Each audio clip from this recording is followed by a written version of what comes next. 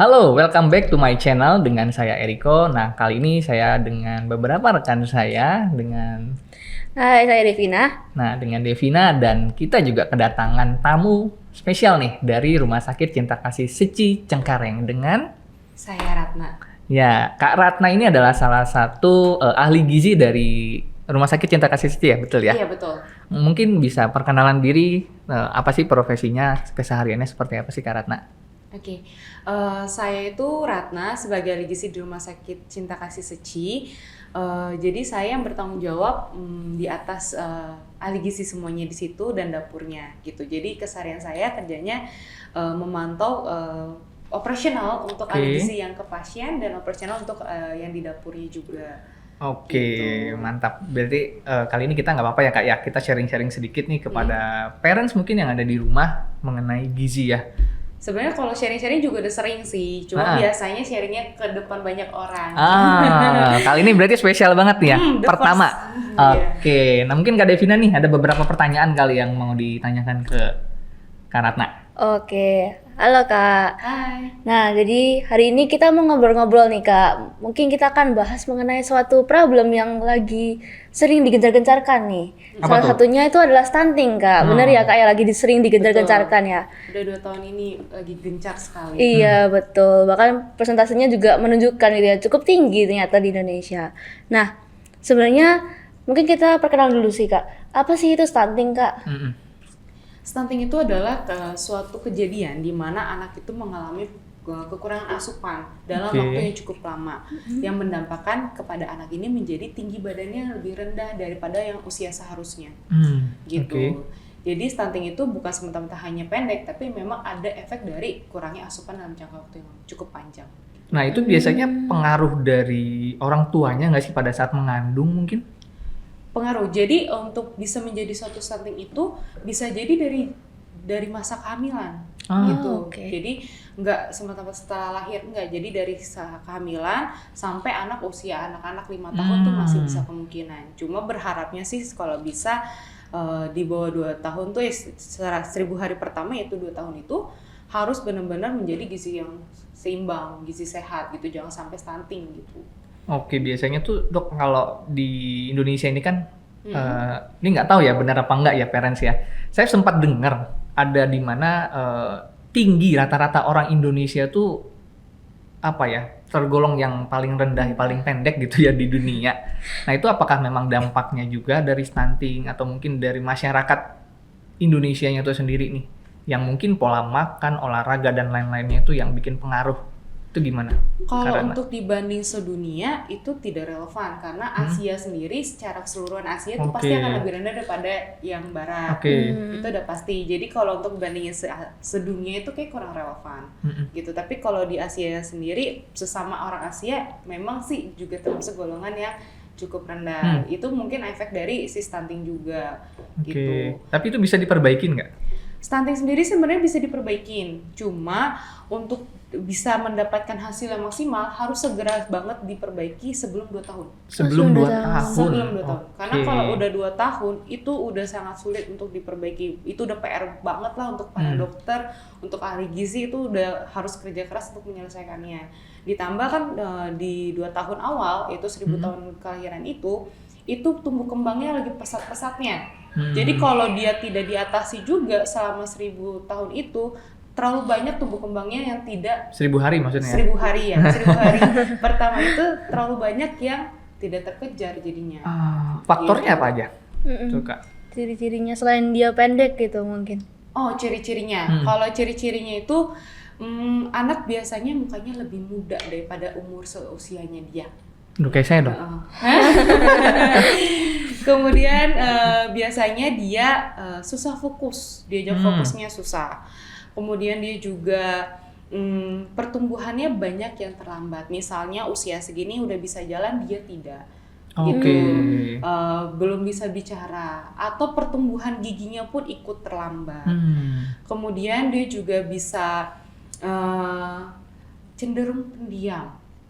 Gitu. Dan yang paling sering terjadi adalah anak stunting akan sering terkena penyakit infeksi gitu. Wah lumayan banyak juga Iya. ternyata ya Banyak ciri-cirinya sih dan bahaya banget ciri-cirinya ya. gitu. Cuma itu sebenarnya bisa kita pantau, misalnya dianjurkan untuk selalu menimbang dan mengukur tinggi badan anaknya. Tujuannya apa? Nanti ada grafik tuh, kalau kita kan dianjurkan ke puskesmas. Di puskesmas tuh dikasih buku KMS. Kalau nggak salah di dokter pun sudah ada bukunya, pasti dapat juga gitu, nggak mesti ke puskesmas. Di situ nanti kita disuruh pantau nih, dicatat berat badannya, tinggi badannya, dapatlah hasil. Nanti biasanya tuh ada garisnya tuh, ada warna hijau, kuning, merah. Oke. Ketika anak kita udah cenderung masuk ke kuning, itu sama kayak lampu merah. Kita harus apa kalau kuning? Hati-hati. Berarti kita harus mulai hati-hati, kita harus mulai concern. Gimana nih anak kita udah mulai di garis kuning, ada apa nih? Apakah ada masalah penyakit yang lain kah? Atau asupannya kurang kah selama ini? Itu kita harus udah mulai perhatikan ya. cari tahu dulu masalah anak kita di mana. Karena kalau kita diemin terus, itu lama-lama nanti turun ke merah. Oke, itu Gitu. yang bahaya udah ya, di Itu yang levelnya udah lebih tinggi jadi lagi ya. status si stunting tadi gitu. Jadi sebenarnya sebelum terjadi diagnosa itu, kita tuh udah bisa wanti-wanti harus dipantau tuh dari berat badan, tinggi badannya itu dari grafik tersebut. Gitu. Oke, ini pertanyaan nyeleneh aja sih. Apakah stunting ini juga sifatnya keturunan gitu nggak sih dok? Apa nggak, Kak Ratna? Nah, kalau pendek itu ada mungkin keturunan, tapi stunting tidak. Stunting tidak ya? Tapi kalau pendek itu ada kemungkinan genetik, si anak itu memang dapetnya genetik pendek. Tapi kalau untuk menjadi anak stunting itu bukan genetik, itu memang ada penyakitnya, dia kena penyakitnya. Gitu. Biasanya kalau orang tuanya dua-duanya bagus tinggi badannya, nggak punya genetik, itu udah sangat kemungkinan dia adalah stunting. Anak ini pendek tuh karena stunting. Tapi kalau salah satu ada genetik, kita harus cari tahu dulu dengan cara apa. Kita lihat asupannya bagus nggak sih sebenarnya, gitu. Anaknya gampang sakit nggak sih, gitu. Terus kognitifnya atau motoriknya ada yang kurang nggak sih, ada yang terlambat nggak sih, gitu. Jadi kalau misalnya semuanya bagus, motoriknya masih lanjut bagus, terus berat badannya juga nggak turun, dan setiap tambah usia juga ikut nambah berat badan, berarti kan semua bagus. Berarti pendeknya ini karena keturunan. Gitu. Oke. Kalau misalnya stunting tadi kan sempat Kak Ratna bahas nih, susah fokus nih anaknya gitu. Itu bakal ada dampak ke masa depannya mereka nggak sih Kak? Ke masa depannya pasti ke dampak. Jadi kalau misalnya anak stunting itu ya tadi kurang asupan kan. Jadi padahal masa anak-anak kita semua tahu, masa anak-anak itu adalah tumbuh kembang yang paling banyak. Di situ pertumbuhan otaknya maksimalnya di situ adalah melakukan paling banyaknya di situ, sedangkan dia aja kurang asupan. Jadi asupan untuk pertumbuhannya, untuk perkembangan otaknya pun jadi kurang, sehingga dia pun juga menjadi kekurangan untuk mendapatkan otak yang maksimal. Kecerdasannya juga bisa jadi rendah, produktivitasnya pun jadi rendah. Makanya tadi dia bisa jadi keterlambatan. Gitu. Jadi kayak misalnya harusnya usia segini dia udah bisa jalan, dia baru bisa jalan usia yang agak jauh. Gitu. Mungkin ada tips nggak dari Kak Ratna nih, kayak misalkan udah ada gejala nih, apa yang harus dilakukan nih oleh para orang tua di rumah? Kalau udah terlanjur kena, ya harus banget ke ahli gizi ataupun dokter untuk mengkonsultasikan gimana caranya biar naik berat badannya. Berarti yang di-push itu berat badannya dulu ya? Berat badan dan tinggi badannya. Dulu. Nah, biasanya kalau ke dokter tuh kita juga biar tahu apa sebenarnya ada masalah sakit yang lain yang menghambat dia untuk bisa jadi tumbuh kembang. Gitu. Jadi penyakitnya itu pun harus diatasi dulu sambil kita revisi makanannya, kita revisi pola hidupnya. Jadi semuanya harus berjalan bersamaan. Jadi harus ke dokter dan ahli gizi untuk mengatur penyakitnya, yang mengatur untuk makanannya juga gitu. Berarti nggak bisa sembarangan juga sebetulnya ya, kita menduga-duga daripada nanti kita salah dugaan gitu ya. Lebih baik kita datang aja ya ke ahli gizinya ya. Sebenarnya sih ada sih namanya angka kecukupan gizi secara nasional gitu. Kalau untuk 0 sampai 5 bulan itu cuma dapat 550 kalori dimintanya. Kalau untuk dari 6 bulan sampai 11 bulan itu dia 800 kalori. Setahun sampai 3 tahun itu 1.400 kalori. Cuma untuk mengimplementasikan jumlah kalori itu kan nggak mudah. Ibu-ibu mana mengerti ini berapa kalori ya, gitu kan. Jadi lebih baik ya tetap datang ke ahli gizi atau ke dokter untuk mengimplementasikan si 800 kalori itu diimplementasikan menjadi berapa makanan nih, Oke. kayak gitu. Terus belum lagi kan setiap anak pasti bisa menjadi berubah kebutuhannya, karena misalnya anak ini ternyata terlalu kurus, bisa kita naikin kalorinya gitu. Jadi sebenarnya ada namanya nilai kalori individu, itu Oke. makanya wajib harus ke dokter atau ahli gizi, atau kalau memang merasa pengen nyoba sendiri, ya acuannya adalah angka kecukupan gizi nasional itu. Oke. Gitu. Oke, nah bersangkut pautan dengan gizi nih, soal telur nih. Iya. Kak Devina pernah denger nggak katanya tuh kalau kita kebanyakan konsumsi telur ya, itu Iya. bikin apa namanya kolesterol. Kolesterol. Bener nggak? Bener, Pernah bener, denger nggak? bener. Nah itu gimana tuh Kak? Apa bener apa Kebanyakan enggak gitu? telur. Ya misalkan nih ada orang bilang kamu kalau setiap hari makan telur itu nanti bikin kolesterol naik tinggi. Nah itu gimana? Terus ada bedanya juga telur ayam kampung omega 3 sama telur ayam negeri. Nah itu gimana sih Kak menurut ahli gizi nih? Kalau untuk anak itu beda cerita untuk dewasa. Oke. Ya, kalau untuk anak kuning telur itu ya it's okay, dia tidak akan naikin kolesterol ya. Iya. Karena memang kebutuhan lemak anak itu lebih tinggi daripada lemak orang dewasa. Gitu. Misalnya kalau anak itu bisa 30 sampai 40%, kalau dewasa cuma 25 sampai cuma 15 sampai 20%. Oke. Jauh beda ya. Jadi kalau kuning telur untuk anak itu it's okay, lanjut aja. Cuma kalau untuk dewasa ya balik lagi kita lihat kondisinya. Kalau misalnya dia punya riwayat punya kolesterol atau penyakit jantung, memang itu harus dibatasi. Tapi kalau untuk anak it's okay, lanjut aja, nggak apa-apa gitu. Terus kalau untuk kayak jenis-jenis telur itu memang beda, itu memang beda gitu. Kalau lebih tingginya penelitian yang saya pernah baca sih memang sesuai yang kalian mungkin pada sering dengar. Jadi kayak misalnya omega lebih tinggi, ya memang itu benar, penelitiannya dapat seperti itu. Di kampung pun lebih tinggi daripada negeri, itu benar. Gitu. Jadi memang itu udah sesuai seperti itu. Bahkan nanti kalau ada namanya daftar bahan penukar. Nah, apa tuh? Jadi tuh di situ nanti ada daftar untuk kita mencapai protein sekian itu butuhnya berapa sih. Jadi kita nggak perlu ngitung kalori gitu. Jadi di situ udah langsung ketahuan, misalnya satu penukar protein hewani itu dapat 7 gram protein. 7 gram protein itu kalau dalam telur negeri berapa sih? Itu satu butir. Ada tabelnya sendiri gitu ya. Iya. Oh itu lebih enak untuk sih. ayam Gitu ya. 150 gram. Jadi nggak susah untuk menghafalnya karena dia udah dikasih patenan gitu. Kalau satu porsinya itu ya 7 gram protein ini, ya itu segini loh. Gitu. Jadi ibu pun di rumah bisa ganti-ganti, nggak melulu telur, nggak melulu ayam atau ikan, ada macam-macamnya dan sudah dicantumkan.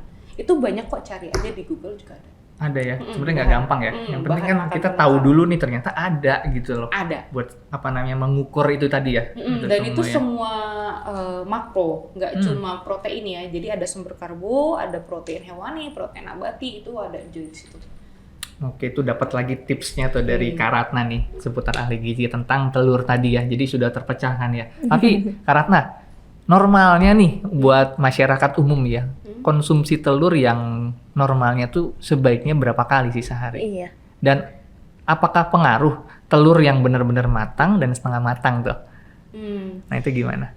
Kalau jumlah telur balik lagi ke usianya. Karena setiap usia beda-beda nih kebutuhannya. Yang tadi saya sebutkan itu beda-beda. Nah kayak saya nih usia ya 17 tahun lah ya. Nah itu gimana tuh? Ya di kisaran 20 tahun sampai 30 deh, atau sampai 40 tahun itu normalnya gimana tuh? Kalau proteinnya bisa untuk misalnya telurnya itu 3 sampai 5 masih bisa. Per hari ya? Per hari. Jadi itu maksudnya di jam makan kita makan 3 kali ada telur, di snack 2 kali telur, itu okay juga, masih nggak apa-apa. Itu masih nggak apa-apa ya? Tapi kalau untuk anak, kalau untuk 0 sampai 5 tahun itu dia kebutuhan proteinnya kan 9 gram. Sedangkan telur itu baru 7 gram. Jadi ya nggak bisa cuma satu. Gitu. Kalau untuk anak di usia 6 sampai 11 bulan itu kebutuhan proteinnya sekitar 15 gram. Berarti ya minimal harus 2. Gitu. Kalau untuk anak di usia 1 sampai 3 tahun itu dia 20 gram, berarti minimal 3. Kalau lebih boleh nggak boleh kalau protein mah.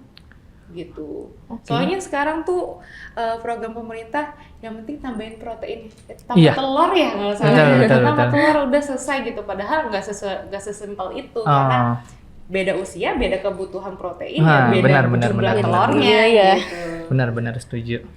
Oke, soal telur clear sih. Udah puas jawabannya. Mungkin Kak Devina ada tambahan nih, pertanyaannya apa lagi nih? Oke, nah kalau kita ngomongin anak-anak ini, ngasih makan anak-anak ini kan nggak gampang ya kak ya. Ada yang kadang tiba-tiba GTM, terus langsung nggak mau makan. Nah, kayak gitu itu kan mempengaruhi nutrisinya mereka juga. Itu ada tipsnya nggak kak? Kira-kira harus gimana sih jadi parents ini supaya bisa memenuhi kebutuhannya mereka gitu? Ya, kalau untuk GTM ini emang masalah hampir semua ibu ya. Kebetulan saya juga seorang ibu juga saya mengalami. Oh, Jadi memang paling gampangnya sih kita kenali dulu anak kita tuh sukanya apa.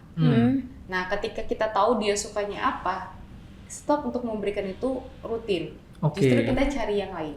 Kita suruh dia cobain yang lain. Misalnya, kebetulan anak saya sukanya telur rebus. Nah, saya coba pertama cari varian lain. Kayak saya cobain dia kasih telur dadar. Ternyata dia nggak suka.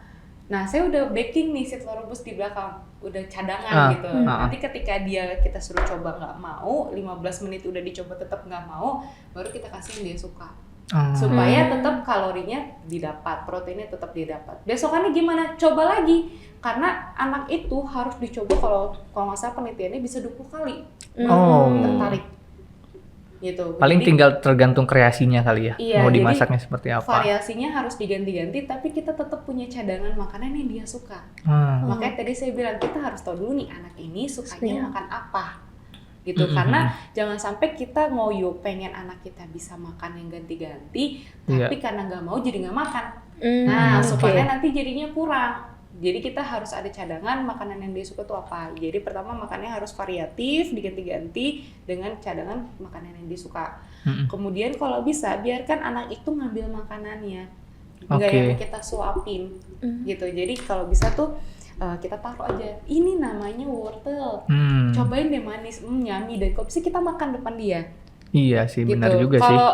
Kalau pernah lihat anak kecil biasanya suka nimbrung ketika mau papanya makan. Iya. Nah, Penasaran dia pengen coba Iya, juga suka nih. ikut. iya gitu. Dia pengen ngikutin apa yang orang dewasa lihat, apa yang dewasa lakukan. Jadi kita pun juga harus lakukan depan dia.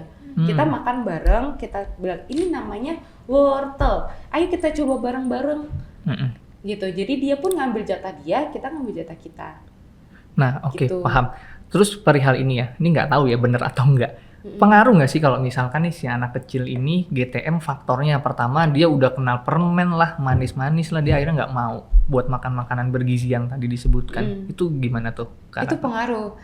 Ya, itu tadi sih bilang, memang betul kita harus mengenali anak kita sukanya apa. Tapi kalau dia sukanya bukan makanan yang bergizi, jangan dikabulin. Nah, itu. Nah, ketika dia sukanya permen, bukan berarti ini telur, ya udah nggak mau nih permen, enggak gitu.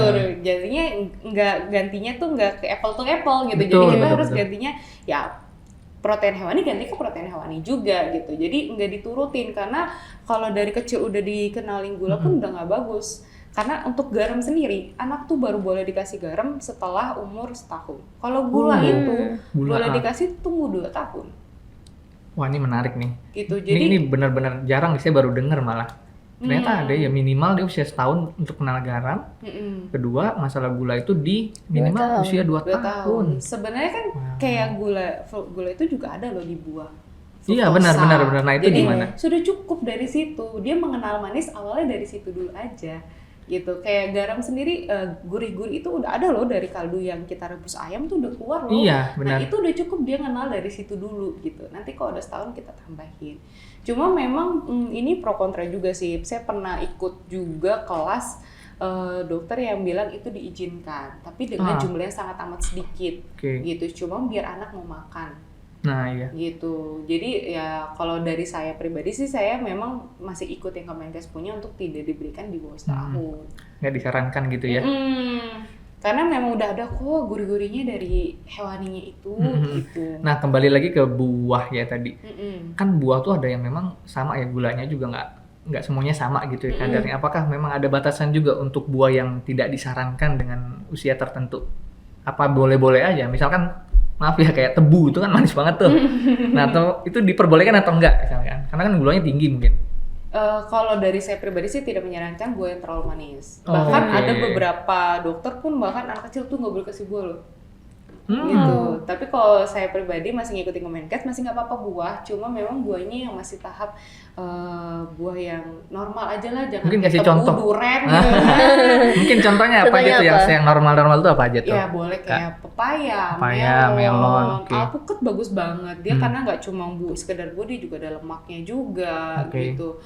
Terus bisa kasih ke apel, it's okay gitu. Jadi buah yang nggak usah yang kayak duren, tebu, ya kelengkeng, jangan yang seperti itu sih. Jadi buah Jeruk yang- nggak apa-apa ya? jeruk masih bisa. Jeruk masih oke ya. Gitu. Oke. Kan Devina ada lagi mau ditanyain? Ada dong. Apa tuh? Nah, tadi kan kita juga sempat nyinggung nih masalah alergi ya Kak ya. Nah, kalau untuk anak-anak yang ada yang alergi susu sapi gitu kan, itu problem banget nggak sih Kak? Nah, kalau misalnya emang problem, terus gimana ini alternatifnya? Solusinya gitu iya. ya? Anak alergi susu sapi itu bukan problem sih Oh, menurut bukan bukan problem. problem malah. Enggak, Wah, ya. karena protein hewani itu banyak macamnya, nggak mesti dari susu sapi. Oke. Gitu. Kita bisa ganti susu itu kan sebagai selingan jatuhnya kalau dia sudah makan ya. Jadi bisa ganti kok selingannya ke telur rebus. Berarti kuncinya itu bukan susunya ya, Bukan. tapi proteinnya. Proteinnya. Oke, penekanannya di situ ya, Gitu. parents. Jadi Oke. ya tadi saya bilang daftar bahan penukar itu tujuannya tuh biar orang tuh tahu penukarnya sesama susu tuh apa sih. Nah, Gitu. betul. Dan sebenarnya untuk protein hewani dan protein nabati kita paling menganjurkan ke hewani. Karena dia penyerapannya lebih efektif sehingga apa yang dimakan tuh bisa langsung diserap, nggak banyak yang kebuangnya. Sedangkan kalau kita mau ganti susu si sapi ini, kita ganti ke susu yang kacang-kacangan, nggak terlalu worth it sih. Lebih baik mendingan ganti ke protein hewani lain. Oke. Gitu. Tapi kalau memang anak ini butuh banget, suka banget susu, banyak kalau alternatif kayak susu kedelai, susu almond, walaupun nilai proteinnya jauh lebih rendah daripada susu sapi. Makanya saya bilang mendingan ganti protein ke protein hewani lagi. Gitu. Nilai proteinnya rendah, kalau apalagi almond itu rendah sekali. Almond malah yang rendah ya, benar-benar sih, almond banyak. Terus kalau masalah balik lagi ke stunting tadi ya, kalau untuk ASI itu seberapa ini sih, Kak Ratna, seberapa penting, seberapa kuat untuk mengatasi stunting itu sendiri? ASI itu penting banget karena gini, anak kecil itu 0 sampai 6 bulan itu kebutuhannya sangat terpenuhi dari ASI. Bukan hanya itu, ASI sendiri tuh dia ada komponen untuk antibodinya. Jadi anak itu nggak gampang sakit. Oke. Nah, ASI kan dianjurkan sampai 2 tahun. Jadi dianggap 2 tahun itu harus ada antibodinya itu dari ASI. Gitu. Jadi anak nggak gampang sakit. Kalau anak udah sakit nih, itu tumbuh kembangnya terhambat. Benar, gampang sakit, daya tahan tubuh ya. Daya tahan tubuhnya kan rendah nih, jadi dia gampang sakit, tumbuh kembangnya terhambat, kemudian dianya juga jadi tidak nafsu makan, udah tumbuh kembangnya terhambat, asupannya juga jadi berkurang. Gitu. Jadi semuanya menjadi berkurang, nanti dia malah kalau sering-sering sakit resikonya kena stunting lagi. Iya. Gitu. Artinya kan itu ada sangkut paut juga sama ibunya ya, yang menghasilkan ASI tadi. Nah, mungkin ada tips nggak sih untuk si maminya ini yang menyusuinya ini itu bisa menghasilkan ASI yang baik? Kalau ASI yang baik itu, saya bingung nih, orang tuh suka bilang gini, Nah, mamanya nih ngeluarin ASI nggak baik gitu, itu nggak, teorinya dari mana saya juga bingung ya. Oke. Karena setiap ASI yang keluar itu nilainya kurang lebih pasti sama. Tapi yang membuat bedanya itu si ibunya itu jadi keluarin banyak atau tidak aja. oke. Nah, pernah dengar sih waktu itu saya lihat ya, ini cuman saya sebagai orang awam lah, itu ada ASI yang kuning banget, kuning pekat, tapi ada juga yang normal aja putihnya tuh biasa. Nah, itu nggak ada bedanya juga, nggak masalah juga. Sebenarnya gini, ASI itu dia tuh kan diciptakan Tuhan tuh cukup spesial ya. Ya. Ketika anak itu mengasihi, yang keluar duluan pertama itu lebih cenderung nilai paling banyaknya adalah air. Tujuannya Ya. apa? Anak buru-buru ngerasa lega dari laparnya, dari hausnya. Oke. Tenang, berhenti dari nangisnya. Ketika itu dia bukan berarti langsung berhenti untuk ASI-nya. Karena itu baru air yang dia sedot. Harus sampai 20 menit supaya semua lemak protein yang di belakangnya itu yang baru mulai keluar. Oh, 20 Nah, menit. gitu. Dia Oke. pumpingnya itu susu yang kita lihat kan biasanya pumpingan dong. Iya. Karena Iya. kalau langsung ditelan nggak bisa kelihatan ya warnanya ya. Betul. Nah, kalau pumpingan kan baru kelihatan nih warnanya. Heeh. Pertanyaan saya, dia pumpingnya udah berapa lama? Takutnya kalau baru Oh, sebentar, itu yang oke. dipumping baru kadar airnya. Iya. Belum kadar iya. protein dan si lemaknya itu yang di agak ke belakangnya itu. Dia harus agak lama pumpingnya. Oke. Gitu. Makanya dianjurkan kalau bisa 30 menit. Hmm. Gitu untuk mamping. Jadi nggak cuma Oke. air yang keluar gitu. Makanya kalau bilang ibunya makan ini ngaruh ke ASI, nggak juga. Kalau obat masih ada ngaruhnya gitu. Jadi kalau biar ASINya bisa banyak ya ibunya memang harus perlu banyak asupan yang protein, banyak yang zat besinya, harus banyak minum air mineralnya juga gitu. Biar ASINya banyak, bukan biar ASINya berkualitas. Oh, Soal paham. kualitas itu bagaimana dia lama memberikan anak ini ASI. Oke. Ada nggak sih Kak Ratna untuk makanan-makanan umum nih yang gampang dicari mungkin ya untuk mensupport tadi untuk ASINya supaya banyak? Asinya si maminya. Apa aja gitu, mungkin ada sayur-sayur tertentu atau makanan tertentu? Ya sebenarnya sih lebih ke lauk hewaninya itu harus Lauk wajib banget hewani. ada. Oke. Setiap makan ada, kalau bisa di selingan pun nambah. Terus kadar seratnya dinaikin. Ada serat. Ya, Berarti sayur-sayuran gitu ya? sayurannya, jadi sayuran Oke. hijau. Kalau Sayur apa tuh yang bagus? sayur Oke, kayak lanjut. bayam bisa, sayuran hijau bayam, katuk itu banyak Katuk banget katanya, kan. benar. Jadi kalau ada lagi, kalau orang Medan tuh bangun-bangun, pernah dengar? Belum. Apa tuh? Itu Baru namanya nih. daun bangun-bangun. Nah itu ada tuh, itu juga tinggi kadar seratnya. Oh, oke. Gitu. Ditambah air minumnya juga harus banyak. Makanya biasanya kalau orang habis melahirkan, sedang menyusui, disuruh banyak makan sup, itu karena di situ banyak kadar airnya. Airnya. Ditambah di situ kan sup itu biasanya ditambahin ayam. Oke. Jadi proteinnya banyak, pasti pakai sayuran juga, airnya juga banyak, komplit dari di situ. Kalau didukung sama suplemen itu juga nggak masalah ya? Kalau suplemen balik lagi kondisinya. Kalau memang dia sangat amat serat, konsultasi ke dokter dan dokter menganjurkan suplemen, silahkan. Tapi kalau memang sudah cukup, ASINya sudah banyak, nggak perlu suplemen lagi. Oke, berarti bukan wajib ya? Bukan Itu karena itu wajib. suplemen itu untuk pendukung aja mungkin gitu ya? Kalau memang dia sudah berusaha dengan banyak makan yang tadi kita bilang, tapi tetap nggak keluar, mungkin harus perlu dirangsang dengan suplemen. Oke. Oke, Kak Divina, gimana? Nah, tadi kan bahas masalah ASI segala macam. Nah, kalau untuk bayi yang lahirnya prematur gimana nih Kak? Pas ada nggak sih indikasi, oh ini anak bakal stunting nih gitu. Dan ASINya gimana sih Kak kalau misalnya anak yang prematur itu? Kalau anak prematur itu masih mungkin untuk jadi anak normal. Dia masih bisa ngejar, yang penting ibunya harus benar-benar fokus selama 2 tahun awal itu pemberian ASINya. Gitu. Oke.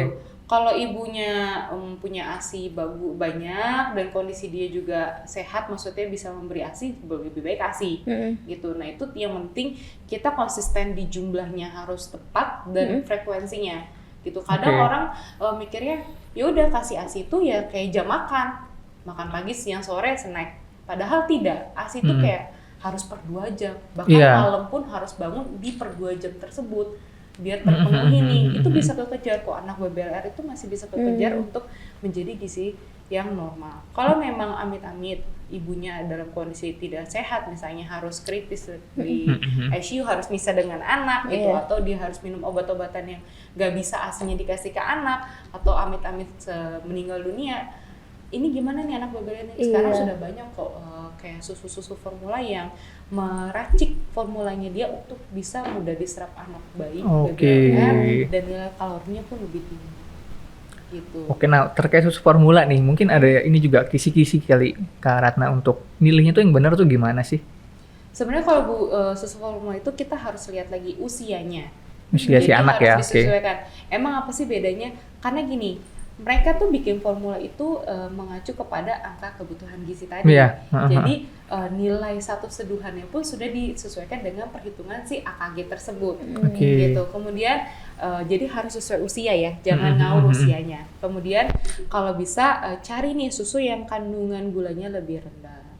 Kalau bisa yang dapat proteinnya tinggi, AHDH-nya tinggi. Gitu. Kalau memang kita punya kebutuhan khusus kayak saya lebih tertarik pengen nyari yang kalium sama protein tinggi, saya cari tuh kaliumnya yang tinggi yang mana nih. Jadi saya lebih milih itu gitu. Iya. Gitu. Berarti kembali lagi sesuai dengan kebutuhannya gitu ya Kak Ratna ya. Tapi kalau memang orang tuanya sehat, bisa ngeluarin ASI, ya lebih baik ke ASI Oke, sih ASI aja gitu. ya. Karena udah nggak pusingin nih nilai gulanya, nilai proteinnya udah nggak pusingin. Betul. Gitu. Udah gitu kan ikatan batinnya juga dapet sama anak. Iya gitu. sih, benar. Dan mudah, nggak perlu cuci-cuci. Iya sih, bener sih. Nah, kalau Kak Devina tim ASI, tim Formula nih waktu kecil nih. Di-spill kan nih. Oke, ada lagi nih Kak Devin yang perlu ditanyain sama Kak Tadi Ratna. tadi ada sempat bahas masalah gizi. Kan kita bahas masalah gizi nih. Imunisasi itu pengaruh nggak sih Kak sama pertumbuhan anak? Pastinya ngaruh dong. Nah, sama pertumbuhan anak dan resiko stunting itu ada hubungannya nggak sih Kak? Sama imunisasi itu ya tadi ya, pengaruh atau enggak? Dia lebih arahnya gini, imunisasi itu tujuannya supaya anak tersebut tidak mudah kena penyakit si imunisasi itu. Misalnya kan Oke. imunisasi banyak ya. Iya. Zaman dulu sama zaman sekarang tuh lebih banyak sekarang. Misalnya imunisasi untuk cacar gitu. Iya. Berarti kan tujuannya anak tidak mudah kena cacar gitu. Jadi ketika imunisasinya kita komplit, anak kita tidak mudah terkena penyakit yang udah kita imunisasi tersebut. Karena apa? Kalau mudah sakit, balik lagi dia jadi kurang menghambat pertumbuhannya, dia jadi susah makan, jadi lama-lama bisa beresiko ke stunting tadi gitu. Karena kalau anak sakit ya balik susah makan, Iya. kemudian pertumbuhannya pun jadi tidak bisa maksimal, Maksimal, karena benar. tubuh dia lagi concernnya untuk ngasih antibiotik biar antibody ya supaya anak ini sembuh gitu. Jadi nggak concern untuk tumbuh kembangnya. Oke, nah pertanyaan terakhir terkait stunting dan gizi tadi. Risikonya apa sih kalau kita sampai telat menangani stunting itu di kemudian hari sampai besarnya gitu? Sebenarnya Karena kasihan ke anaknya sih. Pertama, kalau kita telat memahaminya, dia akan terus-terusan sakit. Pertama nih di situ. Anak sakit itu kita orang dewasa aja ngeliatnya kasihan banget gitu ya. Pertama itu. Kemudian dia pertumbuhan otaknya kan tidak bisa maksimal, sehingga kecerdasan dia juga tidak bisa sesuai dengan anak yang seusianya gitu. Kemudian dia itu di jangka panjang bisa beresiko terkena penyakit degeneratif. apa tuh? Itu. Penyakit yang tidak menular, jadi dia penyakit yang timbul karena pola hidup gitu. Itu namanya degeneratif. Cuma dia karena gini, di masa tumbuh kembangnya itu dia malah sibuk nyembuhin sakit yang masa kecilnya, atau karena asupannya kurang jadi setiap tumbuh kembangnya terlambat, organ-organnya juga tidak bertumbuh secara maksimal, otaknya tidak secara maksimal, sehingga nanti ketika di masa dewasanya dia menjadi mudah gangguan hormon insulinnya, jadi diabetes mellitus, penyakit gula, kemudian sel-selnya jadi tidak maksimal sehingga mudah terkena kanker. Kayak gitu. Jadi banyak resiko degeneratif di masa berdewasanya, selain dia memang jadi IQ-nya lebih rendah ya. Tadi kan kecerdasannya lebih rendah, di masa besarnya IQ-nya pun juga lebih rendah gitu. Kalau saya baca kemarin artikelnya, penelitiannya tuh anak yang stunting 25% dari mereka itu IQ-nya di bawah 70. Wow. Tinggi loh itu. Banyak banget yang mengalami IQ rendah. Dan 40% ya cuma mentok bisa dapat 70-90. Ya memang sih itu rata-rata Indonesia saat ini. Cuma kan kita nggak mau dong Indonesia anak kita cuma sebagai rata-rata. Kita maunya kan lebih dari rata-rata gitu. Yes, betul. Jadi memang jangan dianggap remeh ya terkait stunting ini, dan memang jangan ragu juga bagi mungkin teman-teman di rumah yang ada gejala-gejala di lingkungannya, entah itu anaknya atau saudaranya, itu bisa segera dikonsultasikan ya sarannya. Iya, betul. Oke. Terima kasih banyak Kak Ratna atas sharing-sharingnya hari ini. Ini banyak banget ya ilmunya Kak Devina ya yang kita dapat pada hari ini. Jadi semoga ini juga bisa bermanfaat bagi para teman-teman di rumah, bagi para parents di rumah. Dan ingat, pesannya adalah kita harus peka dengan kondisi di lingkungan sekitar kita. Jangan sepelekan ketika memang ada gejala-gejala sekecil apapun, segera dikonsultasikan. Begitu ya Kak Ratna ya? Betul. Ya itu. Kalau boleh tambahin ya. Boleh. Bonus. Nah, gimana Kak Ratna? Kita tuh harus kasih 3P, yaitu 3 pola asuh, yaitu Mengasihi. dengan cinta kasih kita ke anak, Oke. mengasuh dengan memberi makanan nutrisi yang seperti tadi kita bahas, Oke. dan mengasah itu dengan kita memberi dia motorik tadi, dipancing gitu supaya dia bisa berjalan, dia bisa ngomong Oke. gitu. Artinya pola asuh di situ yang sangat penting ya. Jadi mengasihi, mengasuh dan mengasah. Oke, 3 poin penting yang itu juga harus menjadi acuan buat kita semua nantinya ya. Oke, mungkin itu aja dari kita. Ya. Kak Ratna, terima kasih banyak Sama-sama. kedatangannya hari ini. Semoga nanti kita bisa ketemu lagi di lain waktu ya. bermanfaat. Kak Devina, thank you. Thank you, Kak. Thank you. Oke, itu aja dari kita. Tunggu update selanjutnya. See ya.